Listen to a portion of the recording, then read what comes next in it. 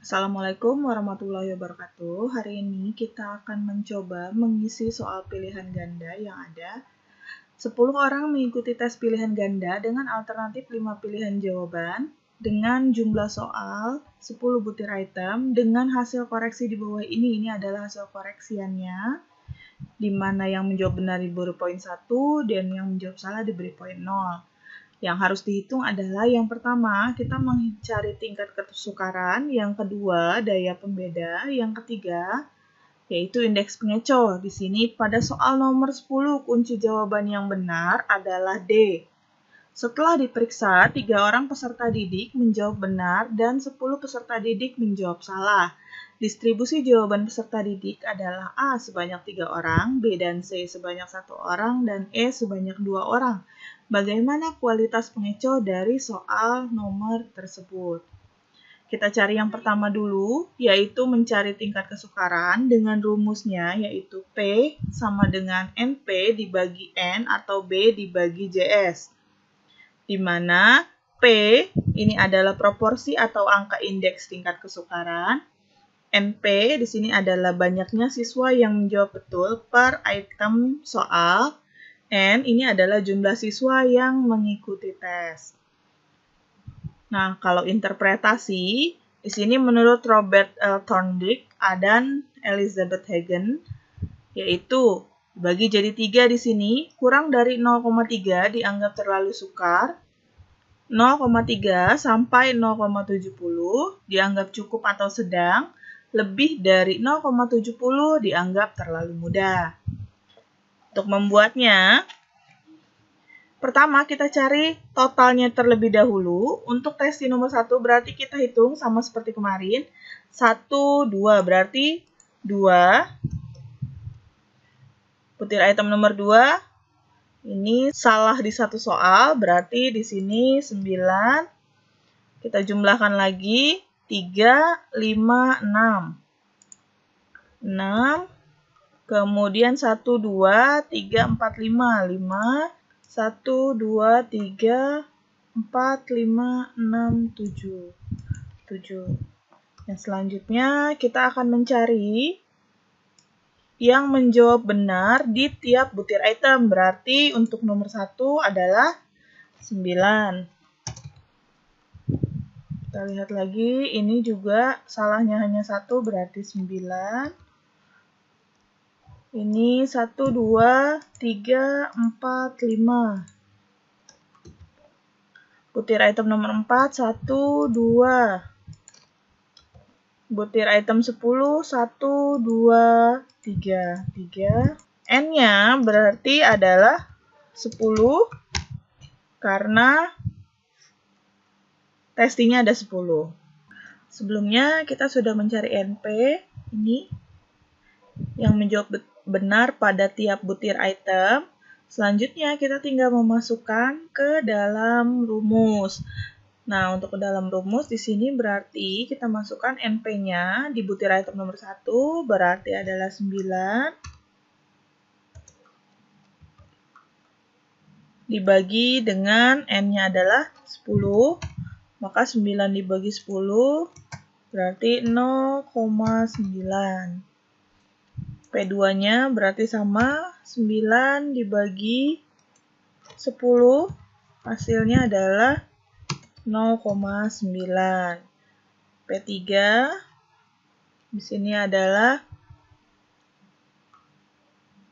5 dibagi 10, hasilnya adalah 0, selanjutnya 2 dibagi 10, hasilnya adalah 0,2. Kemudian P10 hasilnya adalah 3, maka 3 dibagi 10, hasilnya adalah 0,3. Nah, kalau sudah seperti ini, berarti bisa kita berikan interpretasi. Berarti untuk butir item nomor 1, kita lihat di sini hasilnya adalah 0,9. Maka kita bandingkan dengan interpretasi menurut Robert L. Nah, untuk menurut Robert, kalau lebih dari 0,70 maka dianggap terlalu mudah. Maka di sini interpretasinya adalah terlalu mudah. Kemudian, untuk P2 juga sama. P2 berarti terlalu mudah.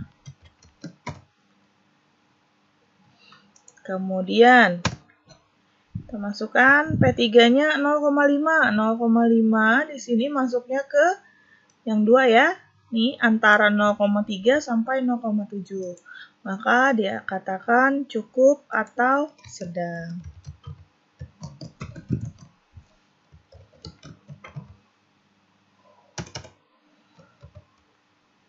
Selanjutnya untuk P4.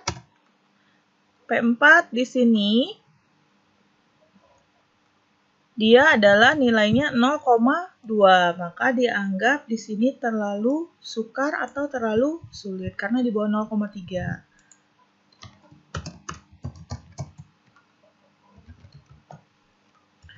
,7 masih di sini ya, berarti cukup atau sedang.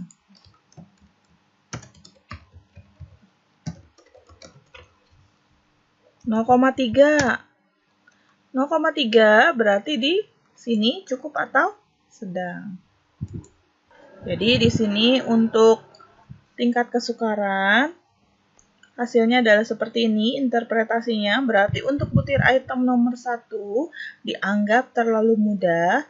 Untuk butir item nomor 2 yaitu sama terlalu mudah. Butir item nomor 3 yaitu cukup atau sedang. Butir item nomor 4 dianggap terlalu sukar. Butir item nomor 5 cukup atau sedang. Nah, ini kalau kalian kemarin sudah membuat di validitas, di bawahnya ini kan kita mencari P dan Q. Untuk P itu adalah tingkat kesukarannya. Jadi nanti tinggal diinterpretasikan saja. Berarti P1 kalau di sini sudah ada P-nya, kita sudah membuat P, berarti kita tinggal masukkan P1 sama dengan sekian. Berarti kalau di sininya 0,3, masukkan 0,3. Nah, sebelahnya bisa kamu masukkan soal atau butir item terlalu mudah. Seperti itu.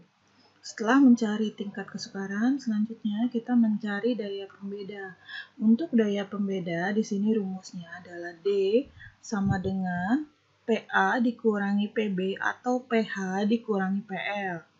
Di mana D di sini adalah angka indeks diskriminasi item atau yang menunjukkan daya pembedanya.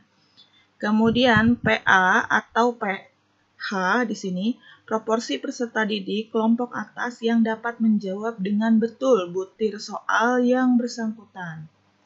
Untuk PA atau PH didapatkan dengan rumus yaitu BA dibagi dengan JA, di mana BA itu adalah banyaknya peserta didik kelompok atas yang dapat menjawab betul butir item yang bersangkutan. Sedangkan JA adalah jumlah peserta didik yang termasuk ke dalam kelompok atas. Sedangkan PB di sini atau PL didapatkan dengan mencari BB dibagi dengan JB. BB adalah banyaknya peserta didik kelompok bawah yang dapat menjawab betul butir item yang bersangkutan. Sedangkan JB adalah jumlah peserta didik yang termasuk ke dalam kelompok bawah. PB atau PL di sini adalah proporsi peserta didik kelompok bawah yang dapat menjawab dengan betul butir soal yang bersangkutan. Untuk kriterianya, daya pembeda di sini dibagi menjadi 5. Yang pertama, kurang dari 0,20, klasifikasinya masuk ke dalam PUR, yaitu daya pembeda lemah sekali atau tidak memiliki daya pembeda yang baik. 0,20 sampai 0,40, klasifikasinya masuk ke dalam satisfactory, yaitu daya pembeda cukup atau sedang. Sedangkan 0,40 sampai 0,70 di sini masuk ke dalam klasifikasi good atau daya pembeda baik. 0,70 sampai 1. Ini klasifikasinya yaitu excellent, yaitu daya pembeda baik sekali. Sedangkan kalau daya pembedanya bertanda negatif, jadi ada minus di depannya, di sini dikatakan daya pembedanya negatif atau jelek sekali. Kita akan mencoba menghitung. Sebelumnya, kita sudah membuat total dengan N. Nah, yang selanjutnya kita perlu tambahkan di sebelah kanannya. Di sini adalah kelompok. Ini adalah untuk membagi kelompok mana yang masuk kelompok atas dan yang mana yang masuk ke kelompok bawah. Untuk yang masuk ke kelompok atas, di sini untuk nilainya full di sini adalah 10. Maka untuk kelompok atas saya bagi menjadi dari 6 sampai 10 skornya akan masuk ke kelompok atas, sedangkan 1 sampai 5 akan masuk ke dalam kelompok bawah. Kita lihat di sini untuk testi pertama atau testi 1, di sini dia memiliki skor 2 sehingga di sini dia akan masuk ke kelompok bawah. Kemudian testi kedua di sini skornya adalah 9, berarti masuk ke kelompok atas. Testi ketiga 6, maka masuk ke kelompok atas. Testi keempat, di sini 5 dia nilainya, maka masuk ke kelompok bawah. Kemudian di sini, testi kelima, skornya adalah 10, maka masuk ke kelompok atas. Testi keenam, di sini adalah 4, maka masuk ke kelompok bawah. Testi ketujuh, sama ya, di bawah 6, jadi masuk ke kelompok bawah. Kemudian testi 8, ini adalah poinnya 8, maka masuk ke kelompok atas. Sedangkan 9, bawah juga. 10, dia berskor 7, maka di kelompok atas. Setelah kita membagi-bagi kelompok, selanjutnya kita hitung kelompok ada berapa? Kelompok bawah 1, 2, 3, 4, 5.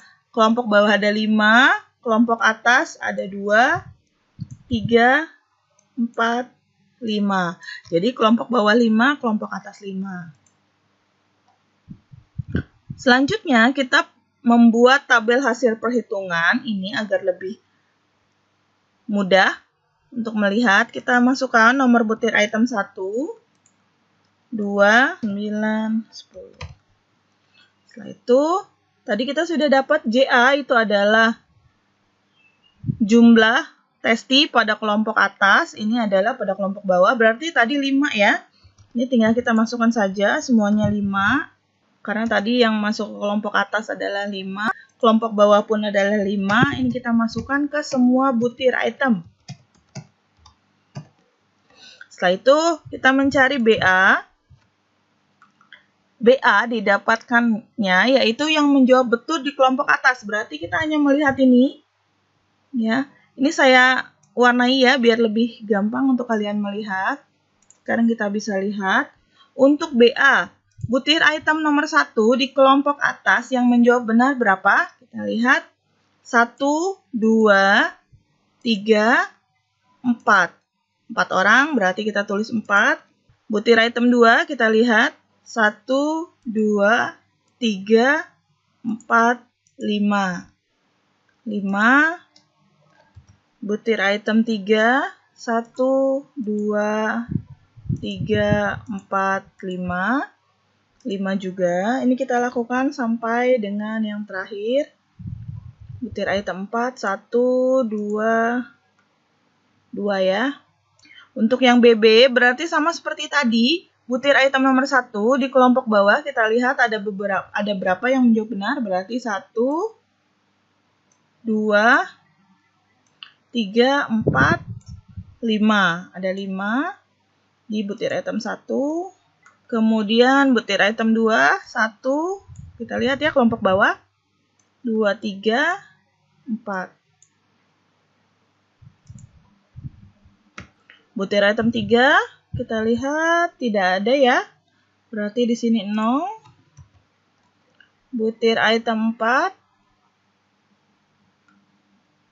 0 juga. Ini kita lakukan sampai bawah. Setelah kita mendapatkan semua BA, BB, JA, dan JB, selanjutnya kita mencari PA. Rumusnya untuk PA di sini adalah BA dibagi JA. Sedangkan untuk PB ini adalah BB dibagi JB.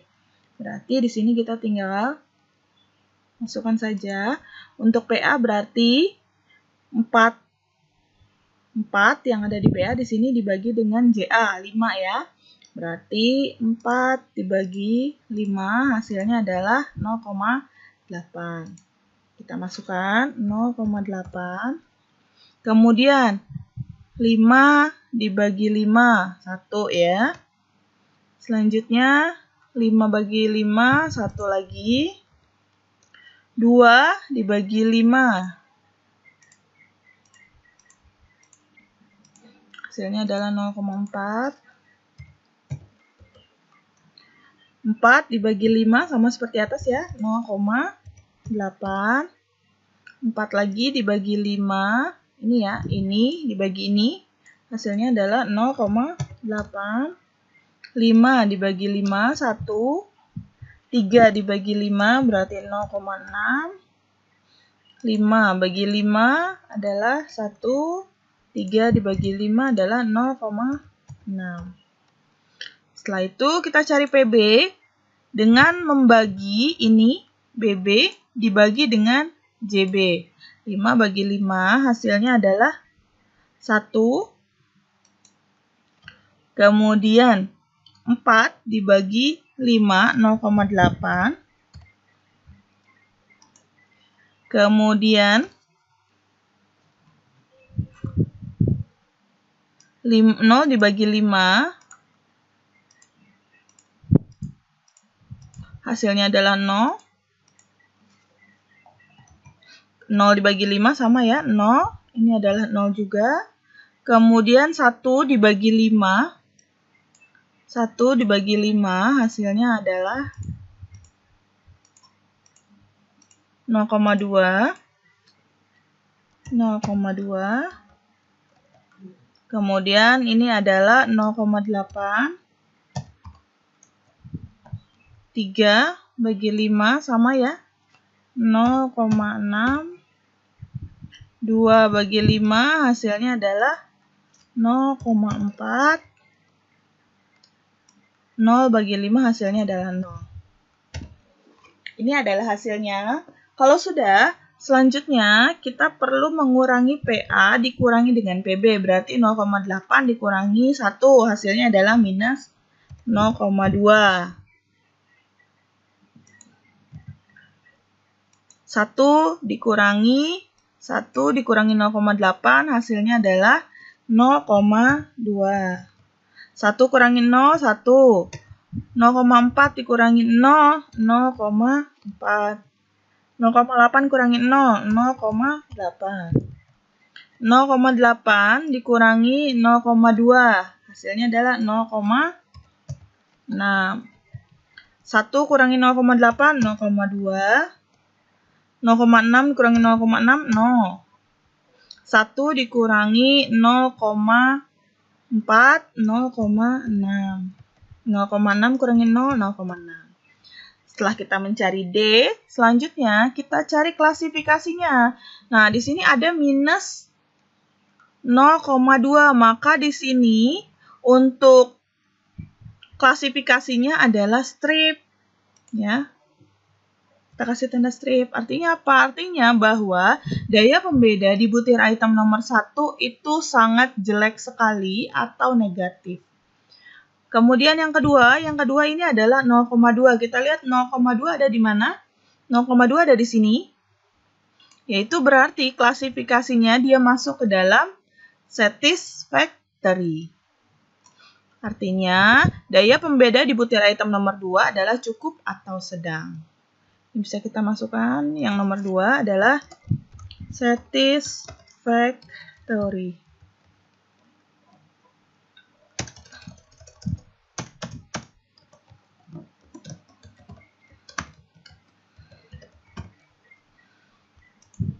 Selanjutnya, 1.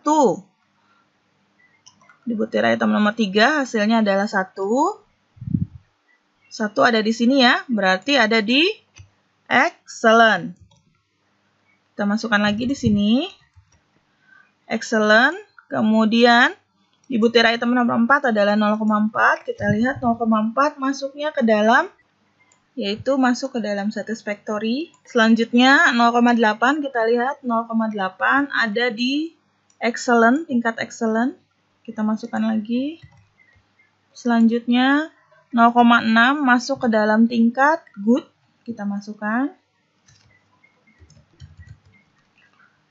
0,2 masuk ke dalam satisfactory. 0 di sini kita lihat. 0 berarti di sini ya masuknya ke poor.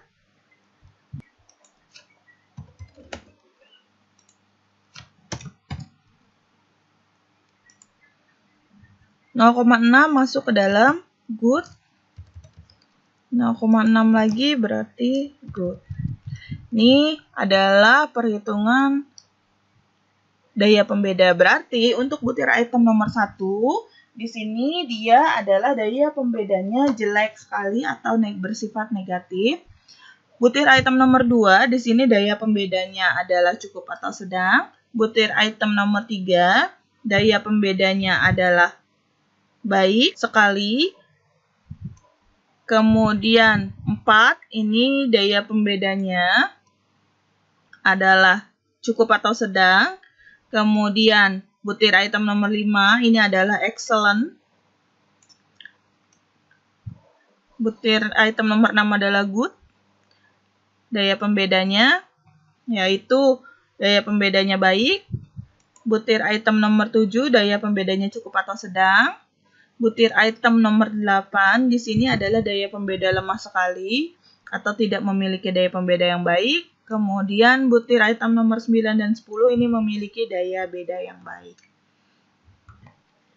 Demikian untuk menghitung daya pembeda dari soal pilihan ganda. Selanjutnya kita masuk ke indeks pengecoh. Untuk soal saya copy dari atas ya di sini. Kalau kalian di catatan, tinggal lihat catatannya di soal yang sebelumnya. Pada soal nomor 10, kunci jawaban yang benar adalah D. Setelah diperiksa, 3 orang peserta didik menjawab benar dan 10 peserta didik menjawab salah. Distribusi jawaban peserta didik adalah A sebanyak 3 orang, B dan C sebanyak 1 orang, dan yang E sebanyak 2 orang. Bagaimana kualitas pengecoh dari soal nomor tersebut? Menghitungnya adalah dengan rumus IP sama dengan P dibagi dengan N besar dibagi B dibagi N kecil dikurangi 1 dikali 100%. Di mana IP itu adalah indeks pengecoh, P itu adalah jumlah peserta didik yang menjawab pengecoh, kemudian N besar ini adalah jumlah peserta didik yang ikut tes. B ini adalah jumlah peserta didik yang menjawab benar pada setiap soal. Kemudian N ini adalah alternatif jawaban atau opsi. Berarti karena di sini adalah 5, ya, ketika kamu lihat di soal di atas itu dengan 5 pilihan jawaban berarti N-nya adalah 5. Kemudian 1 adalah bilangan tetap. Kalau sudah, di sini ada termasuk kriterianya. Kriterianya yang pertama, indeks pengecoh dikatakan sangat baik apabila indeks pengecoh memiliki range yaitu 76% sampai dengan 125%. Indeks pengecoh dikatakan baik apabila IP indeks pengecoh yaitu jumlahnya 51% sampai dengan 75% atau 126% sampai 150%. Indeks pengecoh dikatakan kurang baik apabila indeks pengecoh bernilai 26% sampai 50% atau 151 sampai 175%. Indeks pengecoh dikatakan jelek apabila indeks pengecoh 0% sampai 25% atau 176 sampai 200%. Indeks pengecoh dikatakan sangat jelek apabila indeks pengecoh lebih dari 200%. Selanjutnya kita akan menghitung bagaimana cara untuk mendapatkan indeks pengecoh ini. Perhitungannya di sini kita akan membuat 4, berarti IP indeks pengecoh untuk pilihan alternatif A, indeks pengecoh pilihan alternatif B, indeks pengecoh pilihan alternatif C, kemudian E. Kita cari pertama-tama yaitu P-nya. P-nya di sini adalah yang menjawab pengecoh, berarti yang menjawab pengecoh A ada berapa? Bisa dilihat di sini. Yang menjawab pengecoh A sebanyak 3 orang, maka di sini kita masukkan 3. Kemudian N besar itu adalah jumlah testi. Testinya bisa dilihat di sini ada 10 ya. Maka kita masukkan 10 dikurangi dengan yang menjawab betul. Yang menjawab betul di pilihan atau di nomor 10 itu adalah 3 orang nih, ya. 3 orang peserta didik menjawab benar. Maka kita masukkan di sini minus 3 dibagi dengan N kecil. N kecil ini adalah alternatif jawaban, berarti karena A, B, C, D, E, maka alternatif jawabannya ada 5. 5 dikurangi 1. Kalau sudah kita hitung, berarti 3 dibagi dengan 10 dikurangi 3 adalah 7.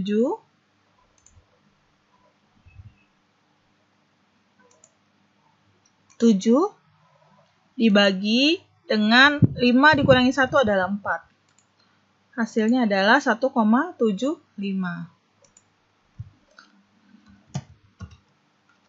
Untuk pembaginya di sini sama semua ya, B, C, dan E. Berarti 3 sini dikali 100%. Kita hitung berarti 3 dibagi 1,75 dikali 100%. Hasilnya adalah 171,43. Kita masukkan di sini 171 poin atau 0,43%. Ini hasilnya. Kita masuk ke yang kedua. Untuk pengecoh B, kita lihat pengecoh B, B dan C sebanyak 1 orang. Maka kita masukkan di sini adalah yang menjawab pengecoh B ada 1.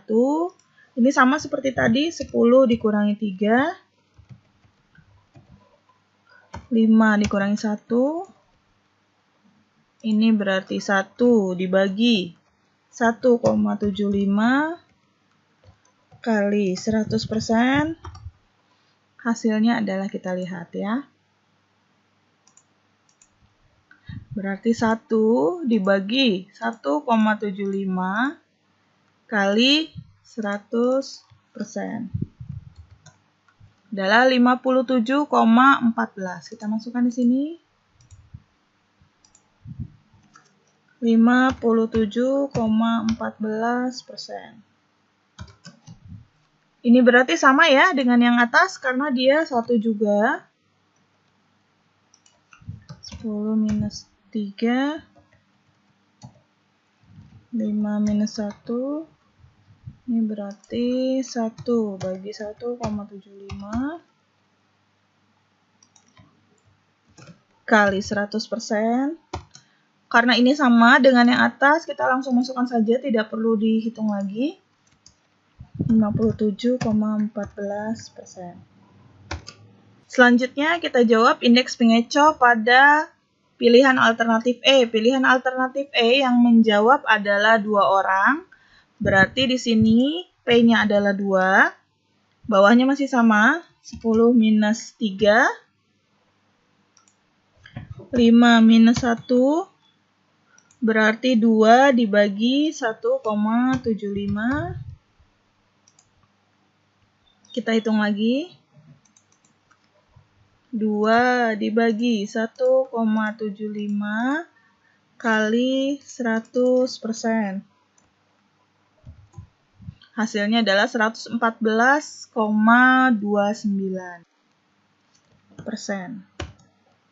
Ini dikali 100% ya. Ini kita sudah dapat perhitungannya. Kita masukkan sekarang.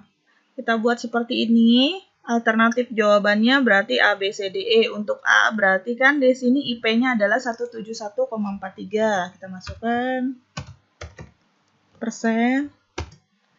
Kita lihat, 171,43% dia masuk ke dalam kualitas pengecoh yang mana? 171,43 masuknya ke sini ya. Adalah indeks pengecohnya kurang baik. Berarti kita lihat untuk kurang baik di sini diberikan dengan tanda strip 1. Berarti kita masukkan tanda strip untuk menyatakan bahwa kualitas pengecohnya kurang baik. Selanjutnya yang kedua 57,14 kita masukkan. 14%. Masuknya ke dalam apa dia? 57, berarti masuknya ke sini ya. 57,14 berarti masuknya ke sini adalah indeksnya adalah baik. Baik di sini dimasukkan ke dalam keterangan yaitu tanda plus. Maka kita masukkan tanda plus di sini. Yang C sama ya. Yang C sama berarti 57,14%. Ininya sama.